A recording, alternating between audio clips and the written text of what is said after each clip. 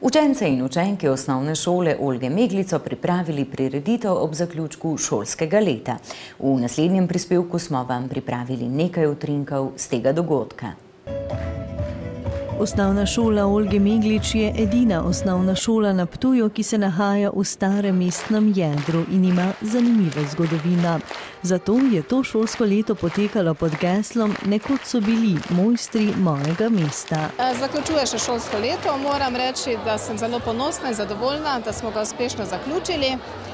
Celo šolsko leto je potekal projekt "Nekoč so bili mojstri mojega mesta", kjer smo raziskovali te stare ptujske obrtnike, tako imenovane cehe, in smo se odločili, da bomo delček teh raziskovanj predstavili tudi danes na današnji zaključni prireditvi. Predstavljamo srednji vek, nastopali bojo od klobučarjev, čevljarjev, glavnem vse obrti, ki so bile v srednjem veku priljubljene.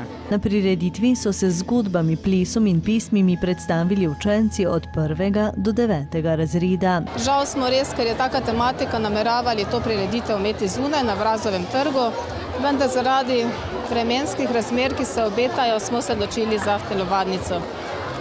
Res pa moram povedati in se bi izkoristila to priložnost, da se zahvalim res vsem, ki so nam bili pripravljeni pri tej prireditvi pomagati. To sta Stanka in Igor Benčevič, Mestna občina Ptuj, Redarstvo Ptuj, minoriti Svetega Petra in Pavla, tudi glasbena šola Karol Paha in seveda stanovalci Vrazovega trga in Jadranske ulice.